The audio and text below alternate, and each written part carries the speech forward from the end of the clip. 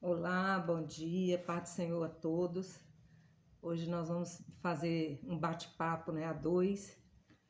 E o primeiro texto que nós vamos ler é 1 Samuel 2,17, que diz assim: Era, pois, muito grande o pecado destes mancebos, que eram Ofni e Finéias, os filhos de Eli, perante o Senhor, porquanto os homens desprezavam a oferta do Senhor.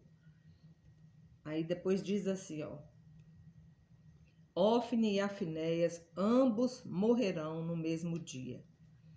E nós vamos falar um pouquinho, desses filhos de Eli.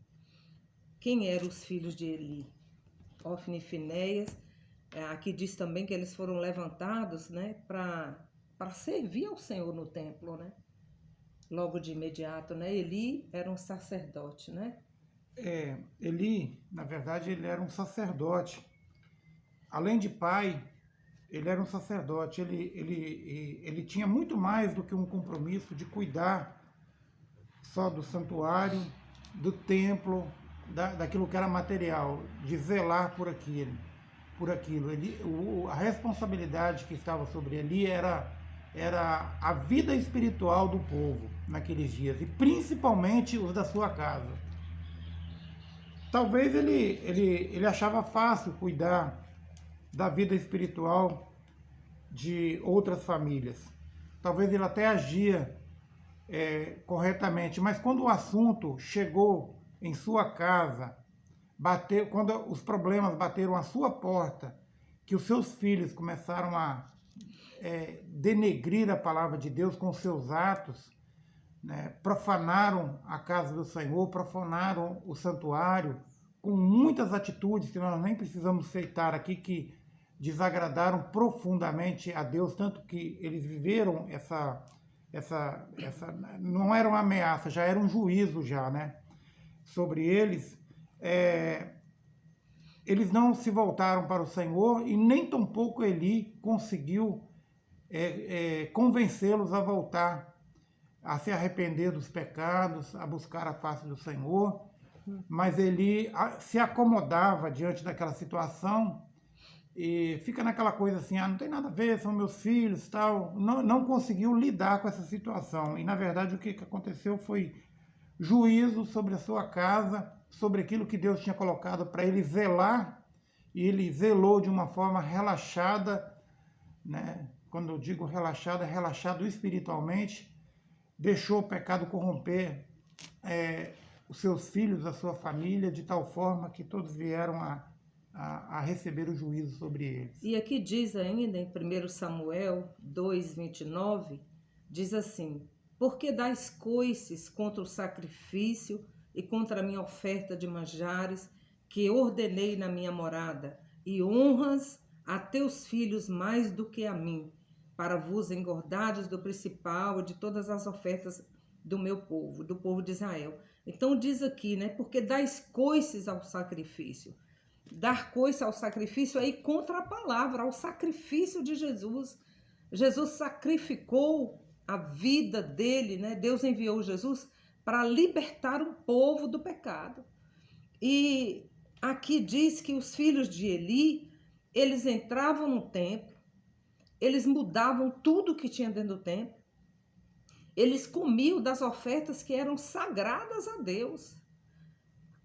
As ofertas tinham que ser de uma forma queimadas no fogo. Eles faziam tudo cru, alimento cru, a carne crua significa a nossa carne mesmo. Tudo aquilo que é carnal é nos alimentar daquilo que é da carne, que propicia a alegria da carne, a nossa carne, Então, a pergunta de Deus para ele: por quê? Porque dás coices no meu sacrifício, naquilo que eu fiz, e porque honras a teus filhos mais do que a mim. Porque a palavra de Deus diz isso: quem não deixar pai, mãe, filho, por amor de mim, não é digno de mim. Não deixar pai, filho e mãe por amor dele, não é abandonar, estou falando espiritualmente. Um filho que não quer nada com o Senhor, ou um pai ou uma mãe que profana o santuário do Espírito Santo, né, que muda aquilo que é da palavra, aquilo que é sagrado, a Bíblia fala, é desses que dão coices na palavra, naquilo que é sagrado, no sacrifício de Jesus. Então Eli não se atentou a isso, Eli foi, porque o que Deus queria? Que Eli tirasse os filhos do altar. Era para tirar os filhos do altar. Eli não, Eli só chegou e falou assim, olha, Ofni, Finéias, estão falando aí de vocês, estão falando mal, o testemunho de vocês aí fora. Não pode, meus filhos, não pode. Não, Deus não queria isso, porque Deus é juiz e justiça. Ele não pode ir contra a sua própria palavra. Ele não pode fazer isso. Então ele queria que Eli tomasse uma posição com os filhos, tirasse os filhos do altar, do templo, já que eles não respeitavam mais o sacrifício, não respeitavam mais a palavra. Então era isso para ser feito. Então, o que a gente vê hoje, nesse mundo que aí está? As concordâncias.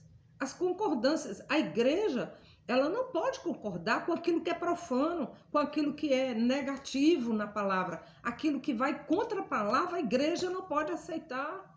Nós não podemos aceitar na vida dos nossos filhos, dos nossos familiares, aquilo que é profano, aquilo que vai contra a palavra de Deus. Isso não, porque acima de todos está o Senhor, acima de todos está Deus. Então, nós temos que ter esse discernimento dessa última hora, é discernir o comportamento. Por quê? Eu estava conversando com ela esses dias, eu falei assim, olha, vestes não salva ninguém, né? Vestes, suas ações, aí tá bom, a gente não pode julgar, porque só Deus conhece o coração do homem, mas eu não conheço o seu coração. Eu vou ver você da sua forma, da forma que você se apresentar a mim. Eu vou olhar o seu exterior, sim. Eu vou olhar suas palavras, sim. Eu vou olhar seu comportamento, sim. Para ver se realmente você pode dizer que é um servo de Deus. Né? Porque nós temos que ser a luz do mundo e o sal dessa terra. Nós temos que ser a imagem e semelhança de Deus. Então, eu como humana, as pessoas como humanos do mundo, eles vão olhar sim. Eles vão olhar sim, porque quem julga o coração do homem é Deus. Então não salva para Deus, porque conhece o seu coração.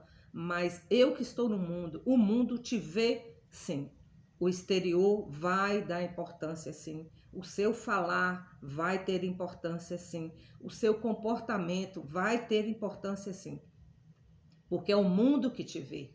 O mundo vê o seu exterior. O mundo não vê o seu interior. Tá certo? Tá. Deus vai olhar o seu interior. E você pode ser salvo assim, mas o mundo vai ver o seu exterior. E se nós somos a luz do mundo, nós temos que ter essa diferença. Nós temos que ser essa diferença. De não jogar os nossos jovens no mundo que aí está, como se tudo pudesse ser feito agora. Tá como se pode tudo agora, pode tudo agora. Não é assim não, não pode tudo agora não. Nunca pôde ser tudo agora. Principalmente agora que nós estamos chegando no fim, nós estamos vivendo o breve, o agora. Jesus está às portas, então nós não podemos jogar os nossos jovens no mundo. Ah, pode tudo? Não, não pode não. Pela palavra não pode não. Nós temos que ser a luz sim, nós temos que ser a diferença sim. E ela aí vai ler outro texto e vai falar um pouquinho. Eu só queria destacar ainda nesse texto aí o sacrifício de carne crua. Carne crua é aquilo que deteriora muito rápido, né? Estraga logo, deixa o mau cheiro, e dar soco no altar é tratar as coisas do Senhor, tratar as coisas espirituais, as coisas do santuário, sem temor. O texto que eu vou ler diz assim, em Jeremias 2, verso 13, porque o meu povo fez duas maldades, a mim me deixaram o manancial das águas vivas, de águas vivas, e cavaram cisternas rotas que não retêm água. Jeremias ele foi chamado muito jovem para profetizar para um povo que estava numa situação muito difícil, um povo que fazia tudo aquilo que desagradava o Senhor, que vivia de acordo com a vontade da carne. Deus encontra ali em Jeremias, né, para ser usado como profeta, para profetizar para esse povo, para livrar eles do juízo, porque toda é a lei da semeadura. Tudo aquilo que o homem planta, ele vai colher. Se ele plantar carne, ele vai colher corrupção, a palavra diz. Vai colher juízo. Então, o juízo estava prestes a vir já sobre Israel, mas Deus tentou alertá-los ainda. Deus tentou ainda salvá-los. E disse assim, fez duas maldades. A primeira maldade que o homem faz é abandonar Deus, né? Abandonar o seu Criador, abandonar o Salvador. Essa é a primeira maldade que faz. Aquele que nos deu a vida, que nos deu o sopro de vida, que nos deu a salvação, que nos garante um lugar na eternidade, ele é abandonado. E o povo fez pior, continuou. Um pecado leva a outro pecado. A mim me deixaram o manancial das águas vivas e cavaram cisternas rotas. As pessoas entendem muitas vezes que cisterna rota é uma cisterna seca, porque diz que não retém águas, mas não. Cisterna rota, ela gera água, porém a água ela mistura com lama, e o que fica dentro dessa cisterna são lamas. São lama. E o homem, quando entra na lama, o que acontece? Ele se suja, né? O homem nesse mundo, ele está procurando jeito, além de ter abandonado o Senhor, de se sujar cada vez mais. Por isso que a palavra diz, aquele que é santo, santifique-se ainda mais. E aquele que é sujo, suje-se ainda mais. Isso nós vamos cumprir à luz dos nossos olhos, né? O homem se corrompendo, se sujando, não retém água alguma, não retém nada do que é espiritual. Pelo contrário, é barro puro mesmo. Então, amém. Aqui está essa pequena fala nossa, né? E que Deus abençoe, que Deus abra os nossos olhos diante da palavra. Porque o que importa é a palavra. Não importa o que eu acho, o que eu penso, o meu nada a ver. Mas o que importa é o que está aqui. É a palavra de Deus. É essa palavra que nós temos que viver, que nós temos que honrar. Honrar esse sacrifício de Jesus na nossa vida. Que Deus nos abençoe. A paz do Senhor Jesus. A paz do Senhor. Amém.